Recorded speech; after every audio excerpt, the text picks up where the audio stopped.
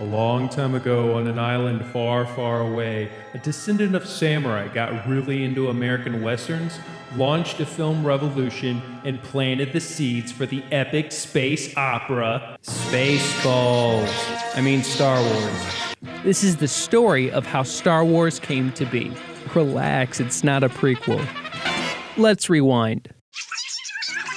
1910, Japan. A school teacher named Ikumu Kurosawa skips out on Japanese films and takes his son Kira to see American westerns instead.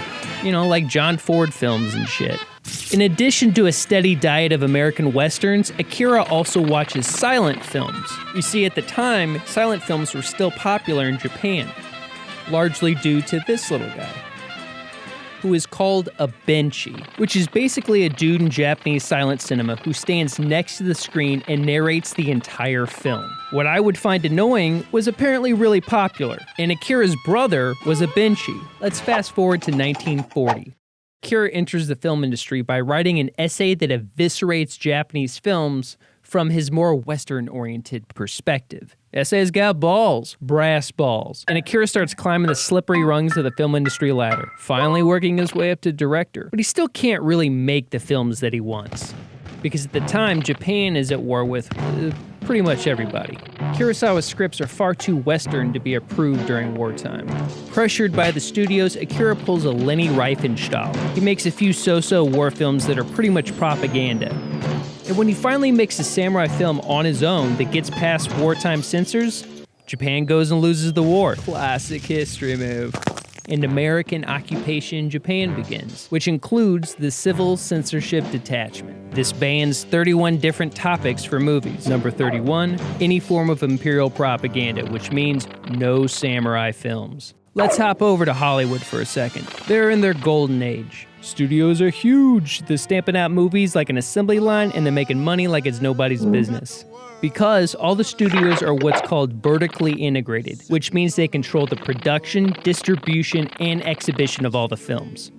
Hey, that sounds like a monopoly. It's because it was. And in 1948, the United States versus Paramount Pictures Supreme Court case forced the studios to stop. This is one of the biggest events in the history of Hollywood, period. Because at the same time as the Supreme Court case, the war ends. The economy starts booming, people start making babies, everyone leaves the cities where the movie theaters are and moves to the suburbs where the movie theaters aren't. They buy a bunch of cartoon-looking cars and suburban houses next to the interstate. They fill their living rooms with TVs, and then all of a sudden, nobody's going to the movies. Let's hop back over to Japan for a second, where America is finally leaving. As America is belly flopping out of their golden age in catastrophic fashion, Japan finally enters theirs. And for the first time in a long time, directors in Japan can finally make whatever the hell they want. The big three directors that emerge are Kenji Mizoguchi, Yasuhiro Ozu, and Akira Kurosawa. Mizoguchi makes social issue dramas with really, really long takes and a really, really distant camera. Ozu mixes comedy with drama and shoots from any direction he pleases, but always films things from below. And then there's Akira Kurosawa. You see, there are two main genres in Japanese films. There's the Gendai-geki, which is a contemporary drama, and then there's the Jidai-geki, which is a costume drama, aka period piece. And if that word Jidai sounds kind of familiar, that's because it is, and you probably already know where this is going. Sweet Christ, finally, it's movie time. Kurosawa's first Jidai-geki after the war is a little film called Rashomon. The studios aren't very interested in it, and neither is the Japanese public, really. But an Italian language teacher sees it, loves it, and recommends that they submit it to the prestigious Venice Film Festival, which they do, and it wins. All of a sudden, the entire world wakes up to Japanese cinema. And the entire world watches as Mizoguchi makes Ugetsu, Ozu makes Tokyo Story, and Kurosawa goes on to make Seven Samurai, Throne of Blood, and an action comedy Jidai-geki called Hidden Fortress, about two arguing peasants who help an outlaw princess and a samurai mentor escape the clutches of enemy imperial forces. Tell me this sounds familiar to you. Back in Hollywood, the studios have recovered. Sort of. They spend the 1950s and 60s trying to make the same old stuff, but with more money, like Ben-Hur and the Ten Commandments. Meanwhile, a young man named George, who aspires to be a race car driver, gets into a nearly fatal accident. Ah, fuck!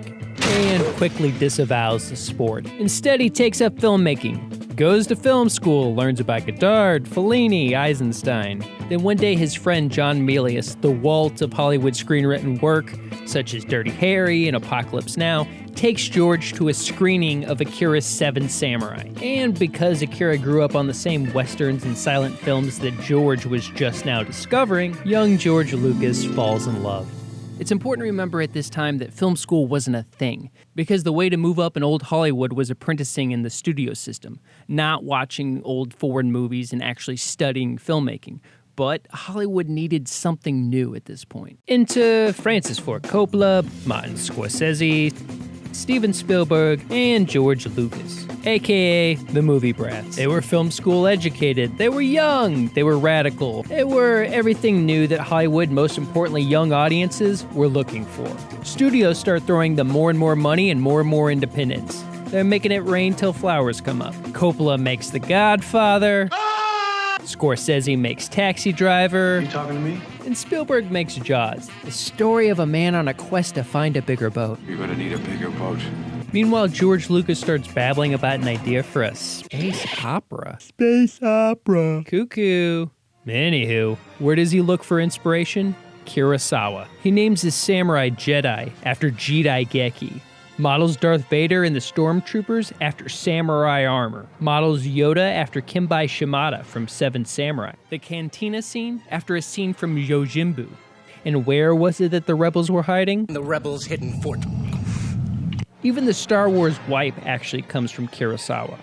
He takes the two peasants from Hidden Fortress and turns them into R2-D2 and C-3PO. And if you consider the prequels, and I know a lot of you don't, but the shot of the droids coming over the hills is the same as the shot of the bandits coming over the hills in Seven Samurai. Now, this definitely isn't a criticism of Lucas.